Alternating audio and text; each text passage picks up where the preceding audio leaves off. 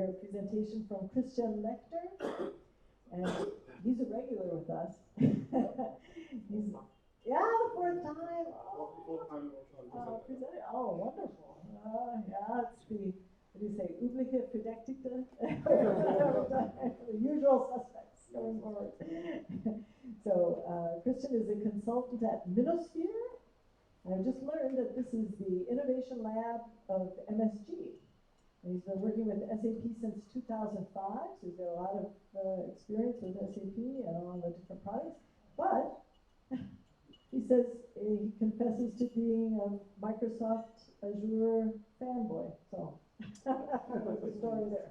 So thank you, Christian. Yeah. So good afternoon, everybody. Switch on your microphone. Okay.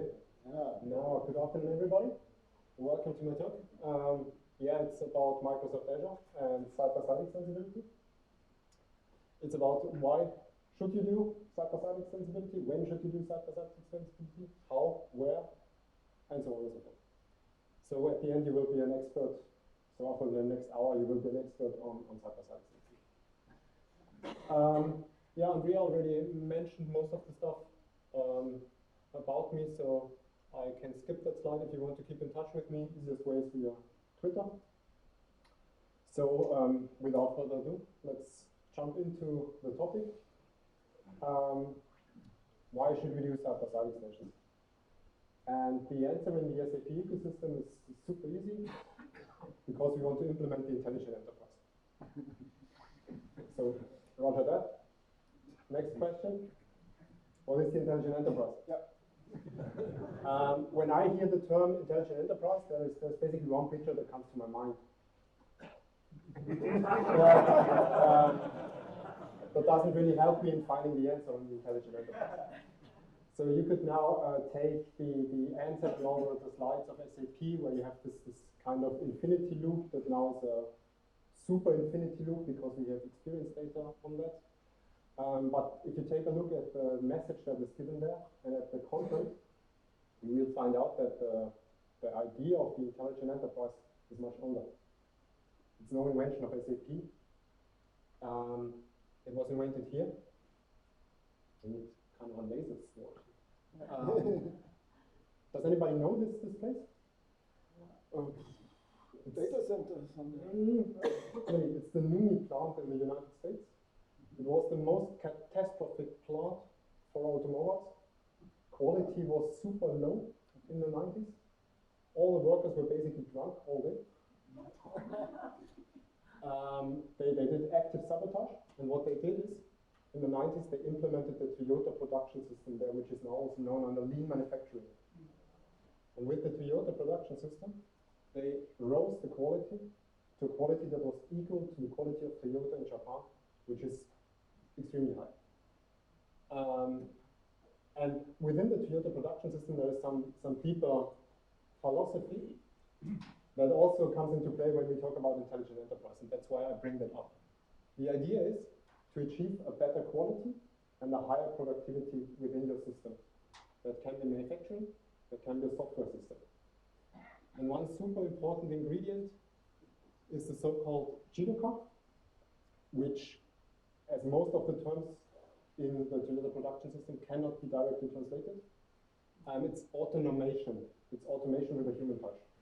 So you try to automate things, but you respect the human in the process, and you do not automate everything for any cost, which is something that we tend to do sometimes. So if there is an exception case, if a human can better deal with a situation, then automate, help the user, but let him then make the decision. And that's basically the idea behind the intelligent enterprise, at least what I understand. And that's also what I will take as a baseline for the rest of my talk. As a little side remark, do you know which plant is now located at the NUMI location in the US? Perfect. So quite interesting space for new ideas and for quality problems. Now, at least I would say, let's say we have understood what the intelligent enterprise is. Now, how can we implement the intelligent enterprise in an SAP system? So So there are some prerequisites that have to be met, like the core processes should be in place. The core processes should follow best practices. If you do not meet that one, at least some kind of best practices like stuff. If your NetWeaver or your business suite basically consists of Excel up and downloads with some intermediate steps in your SAP system, there is some different stuff you should optimize. So don't think about the intelligent enterprise, make it work first. After that, if you have those core processes, you have to identify the processes that have room for improvement. This could be quality-wise, this could be productivity-wise, this could be with respect to automation. And here, keep the user and his tasks in focus, so make it really user-centric and keep this human touch in focus. And in order to make that a bit more tangible, I brought some use case with me. So one example scenario. It's a quite basic process. It's a goods receipt process. So you make a purchase order, you receive some goods. And let's assume you are at a construction site. You get your bricks. And now you get the receipt, basically a piece of paper. And what the guy that gets the bricks has to do after the whole day of work is get this piece of paper, key the stuff into the system, and in a perfect world, that's how the guys who work in the offices think it should be, scan the paper document and attach it to the goods movement, which will basically never happen. So this is super manual process. It's necessary, the first step, but it's quite error prone. Finding the purchase order, making the right entries, and step 2 will hardly be done. So this paper that has to be scanned will always be suddenly lost after cleaning the data. Now, what can we improve here? I think there are several ways in order to make it more intelligent. For example, the scanning and attaching of the document could be integrated more naturally into the process. If we scan the document first, we can then text extract the data from the document, take the purchase order out of the document, and make an automatic search in the backend and already pre-fill some data in our app. So if you think about, again, at this construction site, that's where we implemented this use case, this worker doesn't want to work after he has been working all day in order to tune something to his SAP system, so this will really help him. Now, next point is, how do we technologically approach that? From a very high level, there are, from my perspective, 2 pillars that you should keep in mind, that you should respect. The first pillar is the focus on the business value. So we, or most of us, I guess, are techies, so I think there are not too many functional consultants here, right? Any functional consultants? Oh. Okay, at least some. Cool. So you are not that addicted to technology from a DNA perspective. So don't use technology for the sake of technology. And what's also important is do not fall into the pattern of the not invented here syndrome. So some things others have already built, use them. Let others do the undifferentiated heavy lifting. Do not build the 1 millionth user store that doesn't work. Use one that is working from one of the big vendors. And there is another point from my perspective that was already mentioned in some talks, and I do not fully agree with what was said there. From my perspective, put the workload where it naturally belongs to. So, on the one hand, do not burden the SAP system, the S4 system, with stuff it is not intended to deal with.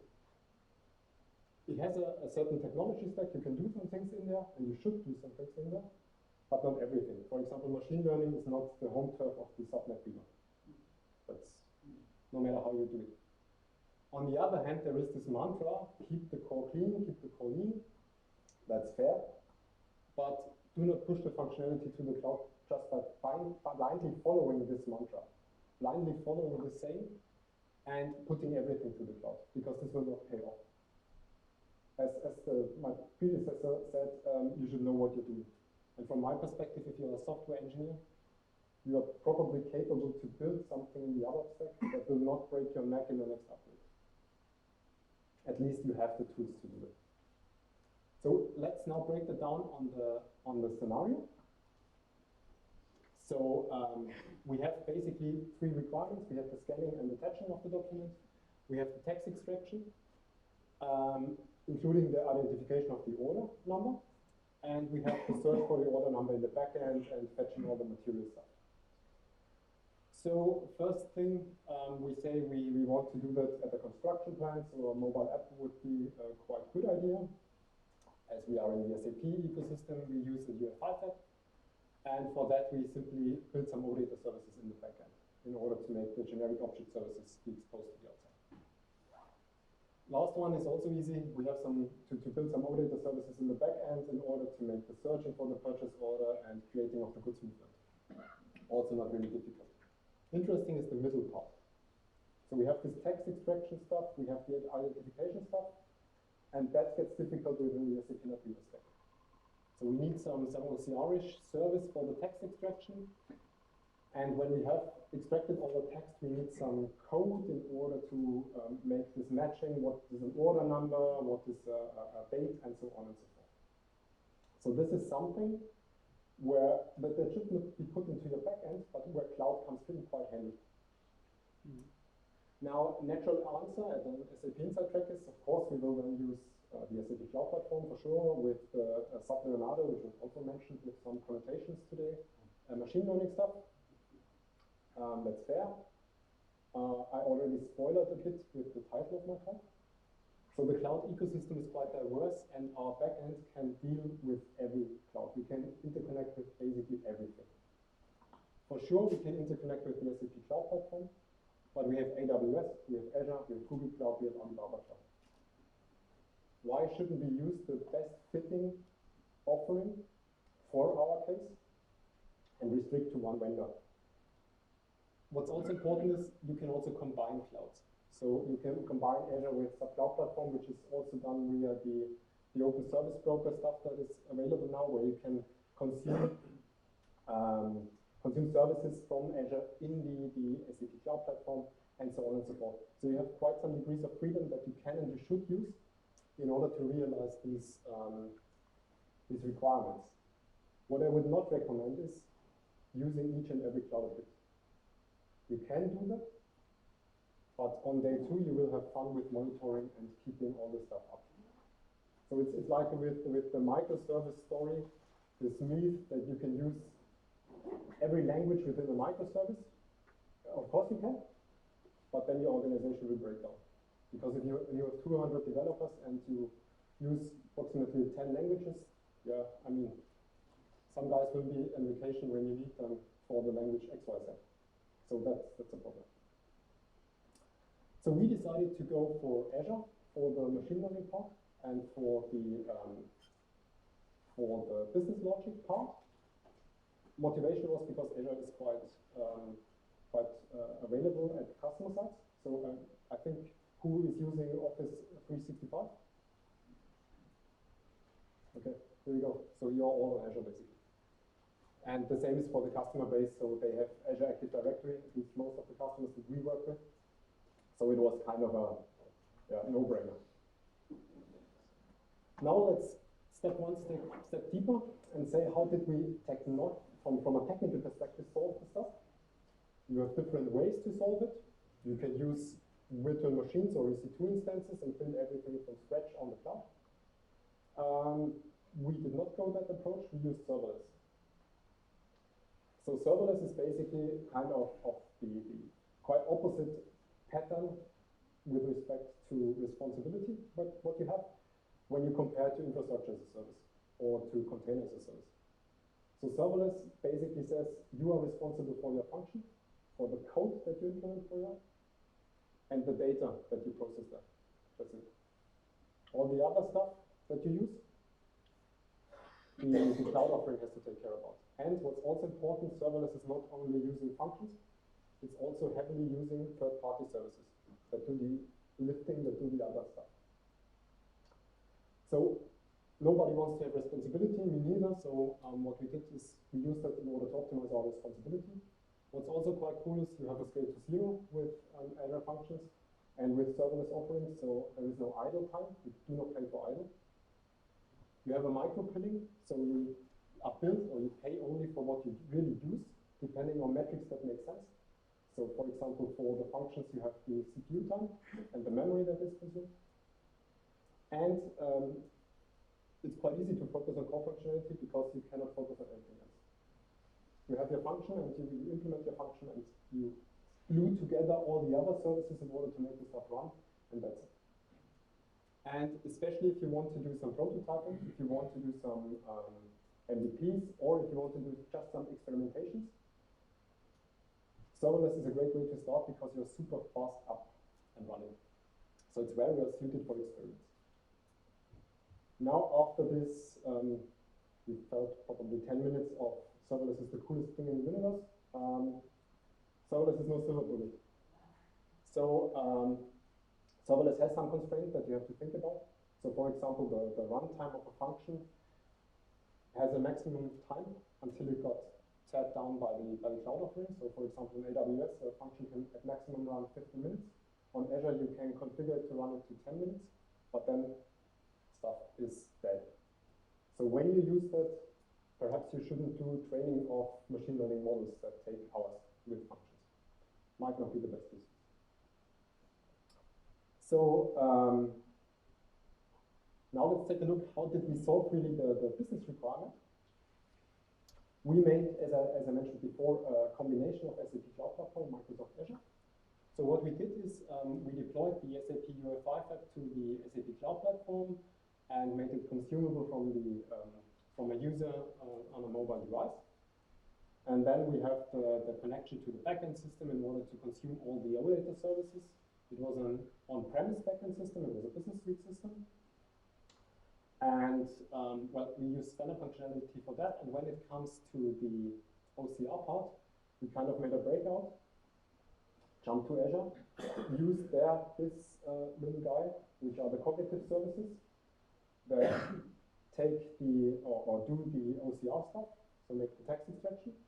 And then we have this little lightning there, which is Azure Functions, which we use as glue code, and where we put on the business logic in order to extract the order number and the shipping number. And now I have a short live demo, at least it was live when I recorded it. So as you see here, you have this scan area. You do not have the scan area in the recording, so we also can upload a file. You do not see it because of reasons. Yeah, so let's quickly start. This is an SAP system. You have your order here, your order number, your supplier with the great name of Lieferant. And you have two goods. Metallverbundware, no idea what it means in English, and a hammer. And you have a real goods receipt, so this is really the document that we use. This is a real document from a customer, where we put in the order number and the delivery number. And what we do now is we upload this thing to the app.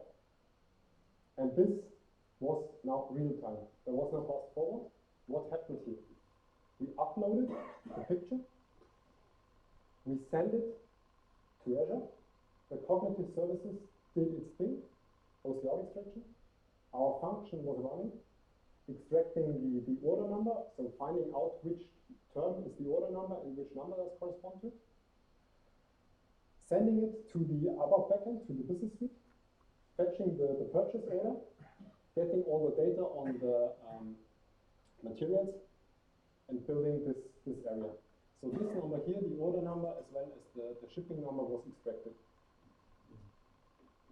from the document. So now basically what we do now, we send it back, and I hope you believe me that this works. I can let it run, but then this thing will get on my nerves, I'm afraid of. So this is now quite cool, and one question. How much do you think has the development cost from a perspective of infrastructure? So how much did we pay to Azure with respect to making use of the cognitive service and the functions? Zero. Exactly. €0. 0 cents. Because of free tiers. No, because of free tiers. So all the services within Azure have, or most of the services have some free tiering. So for example, you can make 1,000 function calls per day without paying anything. You can call the OCR service 100, don't nail me to the wall, but 100 times a day, something like that, without getting any charging. And what is even cooler, and I can show you the code. It's approximately 200 lines of code, but yeah, depending on how fast you are, it takes the time it takes. What makes Azure Functions really super cool, and what makes it even cheaper, you can do all the stuff locally. So what do you need in order to get your hands on Azure Functions? And I'm quite sure after this talk you will not go through the case, but all take your laptop out and install it. I'm super sure. 4 steps. Step 1, install Node.js. There's one thing that you have to keep in mind: long-term support, not the latest and greatest. Anyway, you have it on your laptop, right? Since yesterday, yes. Thank you, Greta. Install Visual Studio Code, which you anyway have on your laptop, right? Yeah. Okay, then you install the Azure Core Tools for a simple npm install. And you install an extension within the Microsoft Visual Studio Code via Visual Studio Code Marketplace, and you're set. Did you miss the 5th step there? Because it's Azure Functions, I mean. Do you need an Azure subscription in order to work with Azure Functions locally? No, you don't. The Azure Function runtime is open source, and it can be run locally. You can also, if you want, deploy it to Kubernetes. It's all local. So what I want to show you now in the next few minutes is kind of a quick start. So yeah, it's Control plus. yeah, I know the shortcut, but that was not the problem. Okay, so this is now Visual Studio Code. You all know that, and this is the funny plugin that I mentioned before. As you see, I'm not signed into any Azure. Okay. I create a new project, here it's in this folder. Now, in the next step, when creating a function project, you can select the language that you want to use. These are the usual suspects that are supported. So you have TypeScript, JavaScript, C#, for sure it's Microsoft, Python, Java, and PowerShell. As we will do enterprise-grade things, we use TypeScript for sure. Next, we select a template for the functions. Functions are kind of stateless code snippets that are executed based on a trigger. And you have different triggers in order to execute them. The easiest one is the HTTP trigger, but you can also use outward triggers. For sure, you have all the Azure services there somehow connected to functions, like Cosmos DB, which is the managed database offering of Azure, like an event grid, queue storage, and so ever and so forth. We will now make our life easy. We take the HTTP trigger. As we discussed during lunch, security is something that's highly overrated, so we say no security. And what it's now doing is, it created a little project. Shortly install the dependencies.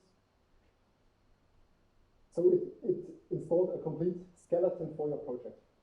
So what you have here is you have complete Git with also Git ignore file predefined.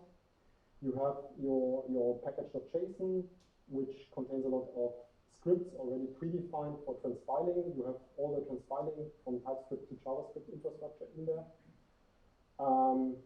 You have a host.json file, which is kind of the global configuration, if you want to take it like that, which basically says you are using runtime to the low. And you have your function. And the function in Azure consists of 2 parts, a configuration part and the code. The configuration part is the JSON file, which is here the function.json, where you can see some stuff that we configured before. For example, the authorization level is anonymous. The type, it's a trigger by HTTP. This is now the binding inward. So you get a request in. We support methods like get. We do not support post. And you get a result back. So that's the configuration. You can do a lot of more things in there. And you have your here index.ts file. That's really big. With the code, it's a kind of hello world code. So you have two branches. If you do not hand over a query name parameter or a name parameter within the body of your HTTP request, you will get a HTTP 400. And if you will get a message back, to see parent. So we save that. Okay, now we make the start script run and will not start, which basically does the builds, does the TypeScript things, and makes all the functions out. Did you see that? That was the best. Wonderful ASCII art. So that's Azure Functions. DJ will be proud. And that was it. Now you have locally running your function environment, and you can call that function, which I will do now. And basically, you see nothing.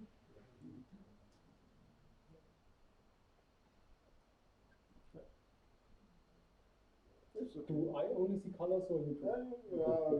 So it's not on the drugs that I took this morning. Okay. So it's the HTTP 400. This is also something that we get here. So you have complete logging in here. And now we put in the name. Forever. Here we go. Thank you. We have Gregor here. You see, status 200. Works. Now, usually, at least from my experience, I sometimes, very, very seldom, I'm not as self-confident as Tobias, but sometimes I make errors when I program. Very seldom, but that happens. So what I have to do sometimes is to set breakpoints. Now I set a breakpoint in the TypeScript source. Press F5. What happens is the debugging console starts up. It knows it's a function project, so it knows what to do. Start up the function. Start with the function runtime. And what happens now, let's see if it works on the first try. Usually it doesn't. No. Here you go, debugging. So you can now take a look. You have your debug console. I know that DJ Adams does not really like the debug console, but one person. So you can now really inspect all the stuff. You can debug through it stuff, and so on and so forth. So yeah, make it run. And here we go. We have it again. Disconnect. Okay. Would you have something that possibly change values in the stuff? Or is it during runtime, no, it's yeah, you can add as usual, but so you can play around a bit and see what is in there and play around with the JavaScript statements, but you cannot change the values at runtime. At least not that I know of. So if I take a look at the watch, basically we have now a hello world function up and running, a serverless function on your local PC, and this is not an exotic PC, so it's not, you do not need 32 gigs of RAM in a few minutes. And if this is not enough, and you say this bit of code, there is more of that. So you can, for example, use as a next step Azure Durable Functions, which is kind of a workflow mechanism for functions. You get in some state in order to make, for example, a fan-out pattern. So a request comes in and you can fan out and parallelize, and then fan in again. You can integrate with a local Cosmos DB. So there is a Cosmos DB that you can install locally. Anybody installed HANA Express? Anybody had fun with installing HANA Express? Cosmos DB takes... Yeah, okay, you like to suffer. The Cosmos DB is installation time 3 minutes, then it's running. It's an Excel file. And then you have a SQL database, a NoSQL database, and a graph database at your hands. That's all you can interact with these 3 ways with your Cosmos DB.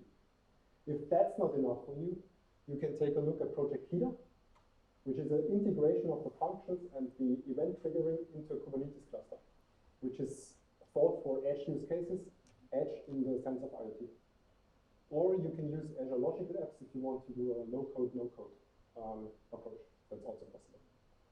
And there is a lot more. Starting in 2020, there is a version 3 runtime coming out for functions with a lot of other cool stuff like durable entities. So that's up on the horizon. Okay, so summing up,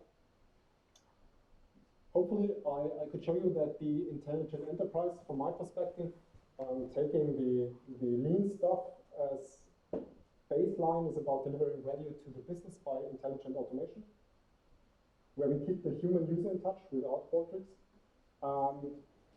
and not focusing on fancy technologies. Usually, when you want to do that, you have to make some extensions, you have to develop extensions, and in most cases, as you saw in the use case that I showed you, you will not only develop side-by-side extensions. You will also have to implement extensions in your core application if it is only for the sake of technologically enabling the backend. Then cloud means freedom of choice, so you can make use of any pattern that you want. You can use EC2 instances if you like, and if you like pain, like the guy there. You can go for containers, Kubernetes, Cloud Foundry, as we heard today, or you can use serverless, which is cool. And you can also choose the provider quite freely. So even if you have a S4 system, it's not an automatic log into the SAP Cloud Platform. As I mentioned, serverless is often a good choice to begin with. However, keep in mind the constraints that come along with serverless. Not every use case is fitting for serverless. And from my perspective, I hope I could convince you that the Azure Function ecosystem is a quite cool place to take a look at. So that's all from my side. I thank you for your attention. And as always,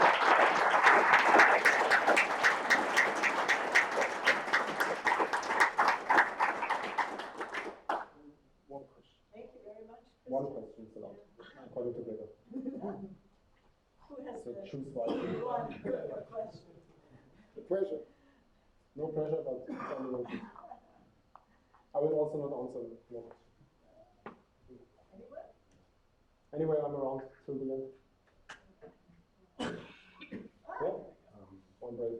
You said that Azure functions are don't cost anything, right? The free tier, the free tier. So you have it's within Azure or within any cloud offering except for SAP Cloud Platform. You do not have a free trial where you have everything for free. When you go to Google Cloud, to AWS, or to Azure, you log in, you register, and you usually get some credits first. Credits means you get $200 first as a entry for trial, and you can use that then with any service. At the end of this trial, of this period where you spend your $200, it's usually half a year or a year, you go usually to pay as you go, probably. And then you can use several services for free. You have to take a look at the Azure website, which those services are, which are always free. Like this also. And Azure Functions is not always free, but there is one part of the Azure Functions, depending on the usage, that is free. So let's say you make, let's say 100 calls per day are free. You make 200 calls, you pay only for 100 calls because 100 are free. Per call. No. But then you pay per Then you can, exactly. Then you pay per call. Yeah.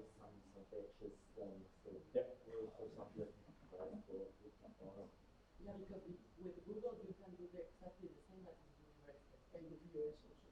It's AWS Lambda, Google, I think it's also Google Cloud Functions. It's always the same. So they all do the same basically, except for the other vendor. I think even having not seen it, Alibaba basically does the same.